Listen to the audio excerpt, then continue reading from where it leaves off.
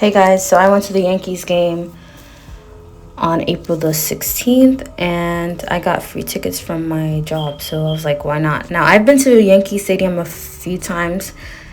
I wouldn't say like I'm a hardcore baseball fan, but I do like watching the games. And actually, this is the first time I've been to the Yankee Stadium Museum because every time I would pass it, I thought it wasn't free. I thought you had to pay to go in until like one of the workers, he saw us standing and he's like, oh, it's free. I was like, oh, okay.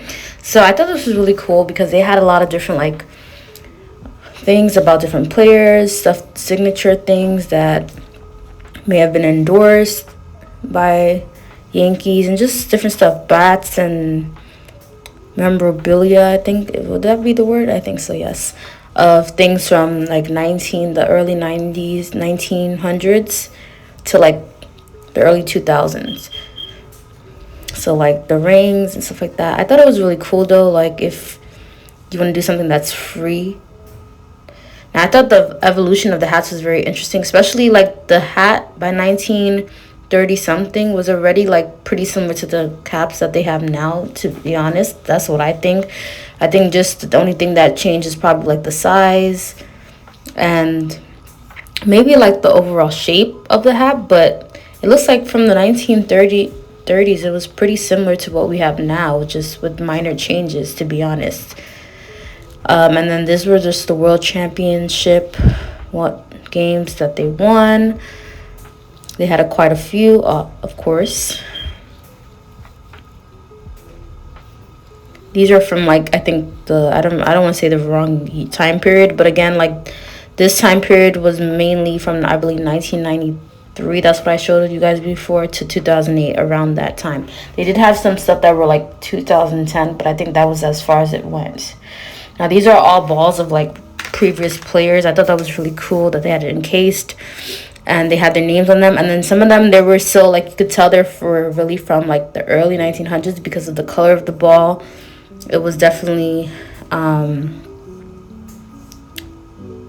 like it was tan colored, if that makes sense. I think over time too. And I was just thinking, I was telling my sister as we were looking at it, over time does it like change color, or it was just that I don't think it was a change color. I think it was just back then. I mean, I'm not a baseball like I said, I'm not a huge baseball thing, so somebody can correct me in the comments, but or is it just that the baseballs back then were more like of a tannish color, and that's why?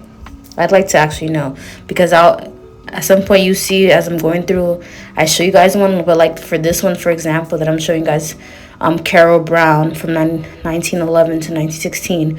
I saw like maybe two more like that, but that one was very like stood out to me. Now they had more of these stuff again, showing like different things that the Yankees have had over the years,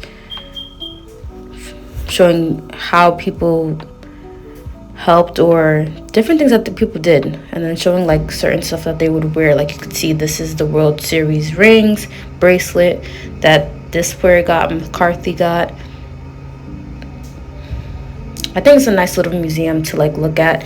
Now I am a native of the Bronx, so like I said, that's why I pretty much gravitated towards the Yankees, but I think they're pretty much an overall good team from what I've seen. Again, I'm not a huge baseball fan, or I should say not a avid baseball watcher. I thought the cards were cool too. It had like the little memorabilia cards of all these players, like Babe Ruth.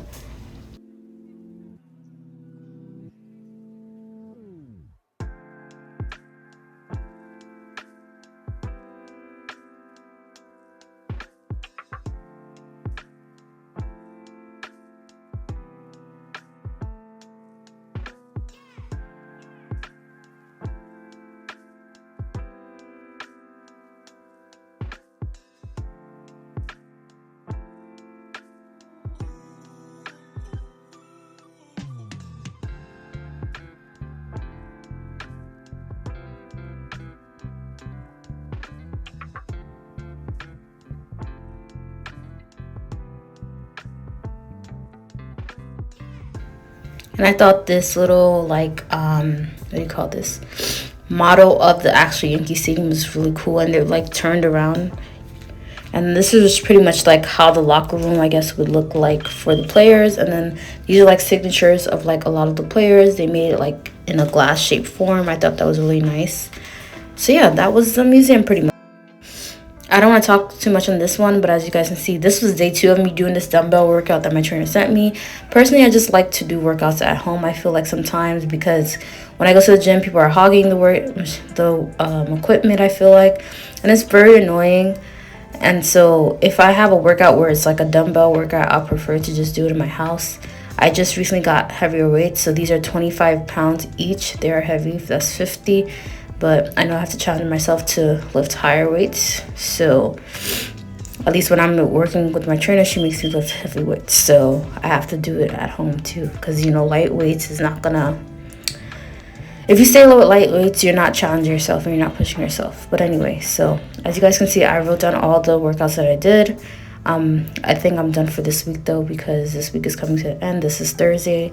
So I ended up working out Monday, Wednesday, and Thursday, which I'm proud of, especially because I had a break. So I'm like, I need to like really put in the effort to get the workouts in and not just sit home and not get the workout in at least before I go out anywhere. Anyway, hopefully you guys enjoyed, because this is pretty much the rest of the video, me doing workouts, and I'll see you guys in the next one. Bye.